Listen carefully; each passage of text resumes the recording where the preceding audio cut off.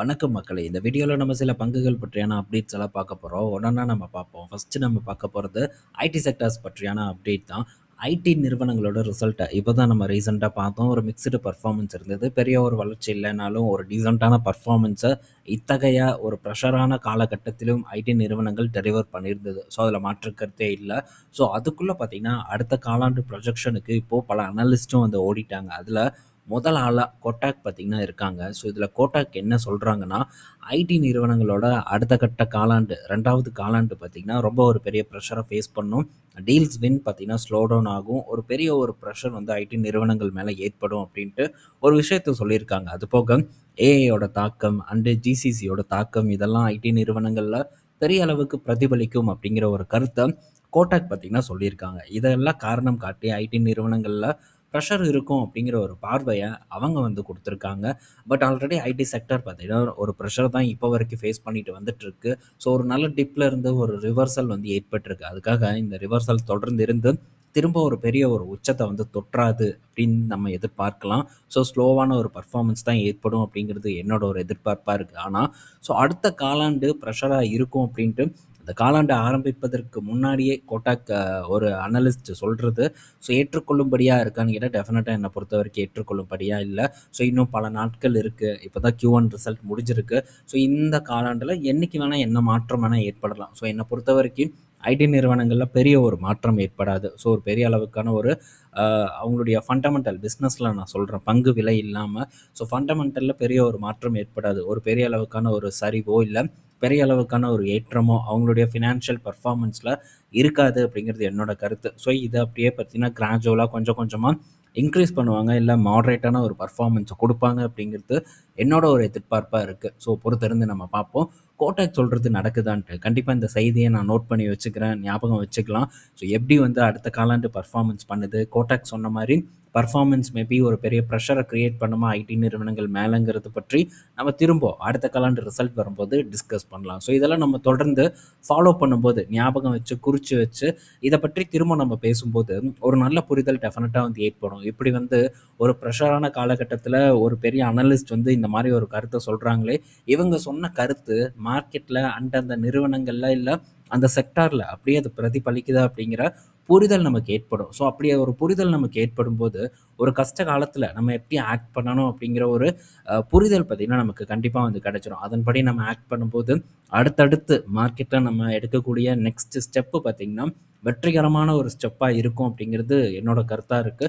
So தொடர்ந்து வந்து நம்ம ட்ராக் பண்ணுவோம். ஸோ நெக்ஸ்ட்டு ராம்கோ சிமெண்ட்டோட ரிசல்ட்டு நண்பர் பார்த்தீங்கன்னா, ஒருத்தர் தொடர்ந்து வந்து இந்த நிறுவனத்த கிட்டத்தட்ட ரொம்ப நாட்களா வந்து கேட்டுட்டு இருக்காங்க. எவ்ரி ரிசல்ட் வரும்போது இந்த நிறுவனத்த பற்றியான அப்டேட் வந்து கேட்பாங்க. ஸோ ராம்கோ சிமெண்ட்டோட ரிசல்ட் நண்பர் பார்த்துருக்காரு. ஸோ வீக்கா இருக்கு. இத பற்றி பேசுங்க அப்படின்னு கேட்டிருந்தாங்க. ஓகே நம்ம கண்டிப்பா வந்து டிஸ்கஸ் பண்ணலாம் அப்படின்ட்டு எடுத்துட்டு வந்தேன். நேத்தே பேசணும்னு நான் நெனச்சேன். பட் மறந்துட்டேன். ஸோ இன்னைக்கு ஆட் பண்ணிட்டேன். அந்த நண்பரோட கமெண்ட் இன்னைக்கும் வந்து இருந்தது. ஸோ இவங்களுடைய ஃபர்ஸ்ட் ரிசல்ட்ட நம்ம பார்ப்போம். ஸோ இந்த காலாண்டு பெர்ஃபார்மன்ஸ் அப்படின்னு நம்ம எடுத்து பார்த்தா, ரொம்பவே வந்து ஒரு சுமாரான பெர்ஃபார்மன்ஸா இருக்கு. மார்ஜின் பார்க்கும்போது இயர் ஆன் இயர் கூட கம்பேர் பண்ணா டிக்ளைன் ஆயிருக்கு. வெறும் 31,00,00,000 இந்த காலாண்டுல ப்ராஃபிட்டா வந்து போஸ்ட் பண்ணியிருக்காங்க. ஸோ பெரிய ஒரு பெர்ஃபார்மன்ஸ் இல்ல. ரெவென்யூ பார்க்கும்போது இயர் ஆன் இயர் கூட கம்பேர் பண்ணா இன்க்ரீஸ் ஆயிருக்கு. ராம்கோ சிமெண்ட்டுக்கு மட்டும் இந்த சேலஞ்ச் இருக்கதா நம்ம பார்க்க முடியாது. ஏன்னா, மற்ற சிமெண்ட் கம்பெனிஸோட ரிசல்ட் நம்ம பார்த்தோம். அனைத்து நிறுவனங்களோட பெர்ஃபார்மன்ஸும் கொஞ்சம் சுமாரா தான் வந்து இருந்தது. ஸோ பெரிய அளவுக்கு எக்ஸலன்ட்டான ஒரு பெர்ஃபார்மன்ஸ எந்த நிறுவனமும் வந்து டெலிவர் பண்ணல. ஸ்ரீ சிமெண்ட்டோட ரிசல்ட்டும் அந்த அளவுக்கு பெட்டரா இல்ல. ஏசிசி ரிசல்ட் பார்த்தோம். அல்ட்ராடெக் எடுத்து பார்க்கும்போது காலாண்டுகள் கூட கம்பேர் பண்ணா சுமாரா தான் இருந்தது. ஸோ ஒட்டு மொத்தமா பார்க்கும்போது சிமெண்ட் கம்பெனிஸோட பெர்ஃபார்மன்ஸ் குறைஞ்சிருக்கு. இதுக்கு ஒரு பொதுவான காரணம் என்ன அப்படின்னு நம்ம பார்த்தோம்னா, ஸோ இந்த நிறுவனங்களோட ரா மெட்டீரியல் காஸ்ட் உயர்ந்திருக்கு. ஸோ அது ஒண்ணு. 2வது பார்த்தீங்கன்னா, ஃபியூயல் காஸ்ட் பார்த்தீங்கன்னா பெரிய அளவுக்கான ஒரு இம்பாக்ட் ஏற்படுத்தியிருக்கு. ஸோ ஃபியூயல் காஸ்ட் அண்டு இந்த பேக்கிங் பண்ணக்கூடிய இடம், அதோட ரா மெட்டீரியல் காஸ்ட் பார்க்கும்போது 40% வரைக்கான ஒரு உயரத்த அடைஞ்சிருக்கு. ஸோ இதோட இம்பாக்ட் எல்லாம் பார்த்தீங்கன்னா, டைரக்ட்டா சிமெண்ட் கம்பெனிஸோட மார்ஜின்ல வந்து ரிஃப்ளெக்ட் ஆயிருக்கு. காஸ்ட் எக்ஸ்பென்ஸ் வந்து கூடியிருக்கு இந்த காலாண்டுலங்கிறத நம்மளால ஈஸியா வந்து புரிஞ்சுக்க முடியுது.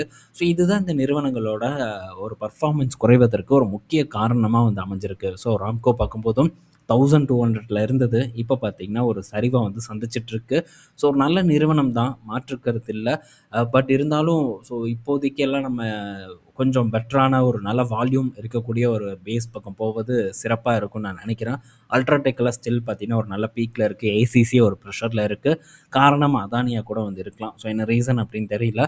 பட் அவங்களுடைய பர்ஃபார்மன்ஸ் இந்த காலாண்டு டிக்ளைன் ஆகிறதுக்கு என்ன ஏதுங்கிறத பற்றியும் இதுக்கு முன்னாடியே நம்ம பார்த்துருக்கோம். ஸோ இன்னொன்று ராம்கோ சிமெண்ட்டில் முக்கியமான ஒன்று என்னென்னா, ஸோ இந்த சுண்ணாம்புக்கள் இந்த முக்கியமான ஒரு ஒரு ரா மெட்டீரியல் அப்படின்னு நம்ம சொல்லலாம். அதோட காஸ்ட்டையும் பார்த்திங்கன்னா தமிழ்நாடு அரசு வந்து உயர்த்தியிருக்கு. இப்போ ராம்கோ சிமெண்ட் மற்றும் மற்ற சிமெண்ட் உற்பத்தியாளர்கள் பார்த்திங்கன்னா ஒரு கோரிக்கை வச்சுருக்காங்க குறைக்க சொல்கிறதுக்கு.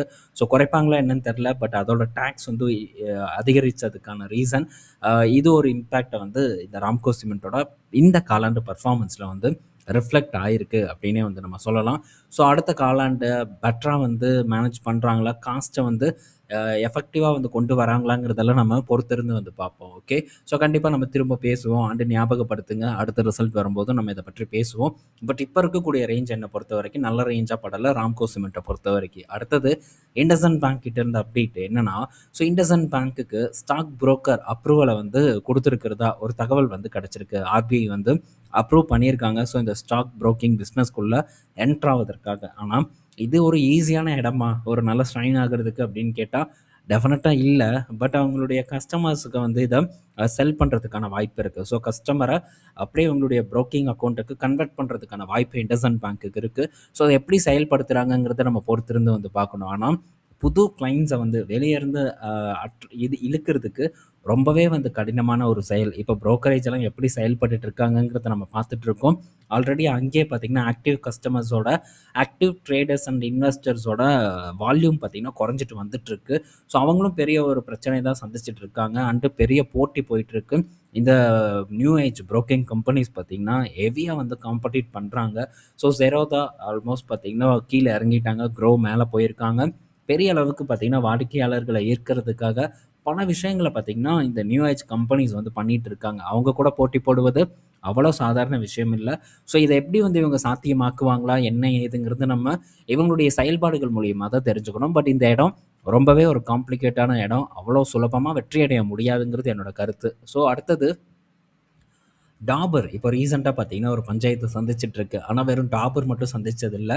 ஸோ பல நிறுவனங்களும் பார்த்தீங்கன்னா சந்திச்சுட்டு இருக்காங்க. என்னென்னா எஃப்எஸ்ஐயோட பேன் தான். ஸோ இந்த 100% கிளைமை வந்து யூஸ் பண்ணக்கூடாது அப்படின்ட்டு பெரிய அளவுக்கு ஸ்ட்ரிக்டான ஒரு ஆக்ஷனை இவங்க எடுத்துகிட்டு இருக்காங்க. இது வரவேற்கக்கூடிய ஒன்று. ஸோ இது நுகர்வோருக்கு ஒரு பெரிய அளவுக்கான ஒரு புரிதலை வந்து ஏற்படுத்தக்கூடிய ஒரு விஷயம். ஸோ இதை கண்டிப்பாக வரவேற்கணும். ஆனால் ஸோ டாபரோட ப்ராடக்ட்ஸை இமீடியட்டாக வந்து அந்த 100% கிளைம் மென்ஷன் பண்ணால பேன் பண்ண ஒரு காரணத்தினால ஸோ கோர்ட்டை ரீச் பண்ணியிருக்காங்க. கோர்ட் பார்க்கும்போதும் ஸ்டே ஆர்டர் கொடுத்துருக்காங்க. ஒரு 15 டேஸ் கிட்ட பார்த்தீங்கன்னா ஸ்டே ஆர்டர் கொடுத்துருக்காங்க. ஸோ என்ன ரீசன் சொல்லியிருக்காங்க டாபர்னா, இவங்க வந்து உடனே இந்த இதை வந்து இம்ப்ளிமெண்ட் பண்ணியிருக்காங்க. ஸோ எங்களுக்கெல்லாம் முன்னாடியே தெரியப்படுத்தணும், எல்லாம் பண்ணணும். அதெல்லாம் எதுவுமே நடைமுறையை கடைபிடிக்காமல் இப்படி பண்ணிட்டாங்க அப்படின்ட்டு டாபர் தரப்பில் வாதம் வைக்கப்பட்டிருக்கு. ஸோ இவங்க எஃப்எஸ்ஐ என்ன சொல்கிறாங்கன்னா, அவங்க பக்கம் நாங்கள் ஆல்ரெடி வந்து இதை சொல்லியிருக்கோம். பட் அவங்க வந்து கேட்கல, அதனால தான் நாங்கள் பண்ணியிருக்கோம் அப்படின்ட்டு ஒரு பக்கம் சொல்லியிருக்காங்க. எது எப்படியோ ஹைகோர்ட் பார்க்கும்போது டாபருக்கு ஃபேவராக வந்து பண்ணியிருக்காங்க. ஸோ டாபரும் பார்த்திங்கன்னா ஆக்ஷன் எடுத்துகிட்டு இருக்காங்க. ஸோ இந்த 100% கிளைம் இருக்கக்கூடிய லேபிளை ரிமூவ் பண்ணிவிட்டு ஸோ இப்போது என்ன ஒரு விதிமுறைக்கு உட்பட்ட லேபிளை வந்து பொருத்தும் வகையில் டாபர் பார்த்திங்கன்னா நடவடிக்கை எடுத்துகிட்டு இருக்காங்க. ஸோ இது ஒரு பெரிய பஞ்சாயத்தாக இருக்காது அப்படின்னு நான் நினைக்கிறேன். பெரிய ஒரு இம்பேக்டை டாபரில் ஏற்படுத்தாதுங்கிறது என்னோட கருத்து. ஏன்னா ஆல்ரெடி இது நல்லா இம்பேக்ட் ஆகி தானே இருக்குது. இதுக்கு மேலே என்ன இம்பேக்ட் ஆகணும்? ஸோ அதனால் பெரும் பாதிப்பு இதுக்கப்புறம் வந்து நிகழ்வதற்கான வாய்ப்பு ரொம்ப கம்மிங்கிறது என்னோட கருத்தாக இருக்குது. ஸோ அடுத்தது ஸ்டேட் பேங்க் ஆஃப் இந்தியா கிட்டேருந்து அப்டேட் வந்திருக்கு. So State Bank of India பார்த்திங்கன்னா ஏஐ மூலயமா ஒரு க்ரோத் அடைஞ்சிருக்காங்க. பெரிய ஒரு விஷயம் அப்படின்னே நம்ம சொல்லலாம். ஏன்னா கிட்டத்தட்ட 22,000 கோடி கிட்ட ஏஐ மூலயமா மட்டுமே இவங்க கடனை வந்து வழங்கியிருக்கிறதா ஒரு தகவல் கிடச்சிருக்கு. ஹோம் லோனு, மற்ற personal loan, credit card loans, இந்த மாதிரி எம்எஸ்எம்இ லோன் பல லோன்ஸை பார்த்திங்கன்னா ஏஐ மூலயமா கரெக்டாக இந்த கடனாளி சரியானவரா, ஸோ அவருடைய இது இருப்பு எப்படி இருக்குது அப்படிங்கிற எல்லா விஷயத்தையும் வந்து அனாலிசிஸ் பண்ணி கொடுக்கலாமா வேண்டாமாங்கிற ஒரு முடிவை ஏஐ மூலிமா எடுத்து கடன் கொடுத்துருக்கிறதா ஒரு தகவல் வந்து கிடச்சிருக்கு. ஸோ இதனால் பல அளவுகளுக்கு செலவு கம்மியாக இருக்குது, பல வேலைகள் மிச்சமாக இருக்குது, என்னென்னமோ காரணம் சொல்கிறாங்க. பட் ஏஐயை புகுத்தி நிறுவனம் ஒரு வளர்ச்சியை நோக்கி நகருதுன்னா, அது நிறுவனத்த பொறுத்தவரைக்கும் நல்ல விஷயம். காஸ்ட்ட பெரிய அளவுக்கு வந்து ரெட்யூஸ் பண்ண முடியும். ஸோ எஸ்பிஐ இப்போ அச்சீவ் பண்ணியிருக்காங்க. ஸோ இது தொடருதா அப்படிங்கிறத நம்ம பொறுத்திருந்து பார்ப்போம். கண்டிப்பா தொடரும். HDFC பேங்க் உட்பட பலரும் HDFC பேங்க்லாம் சொந்தமாவே வந்து பண்ணிட்டு இருக்காங்க. ஸோ இன்னும் ஒரு நல்ல வளர்ச்சிய நம்ம எக்ஸ்பெக்ட் பண்ண முடியும். இந்த பேங்கிங் செக்டார்ல அடுத்த கட்ட ஒரு மாற்றம் ஏற்பட்டுட்டு இருக்குங்கிறத நம்மளால ஈஸியா வந்து பார்க்க முடியுது.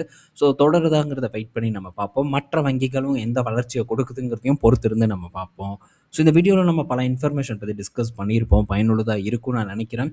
நாளைக்கு நம்ம இன்னொரு வீடியோல மீட் பண்ணுவோம். பாய் மக்களே!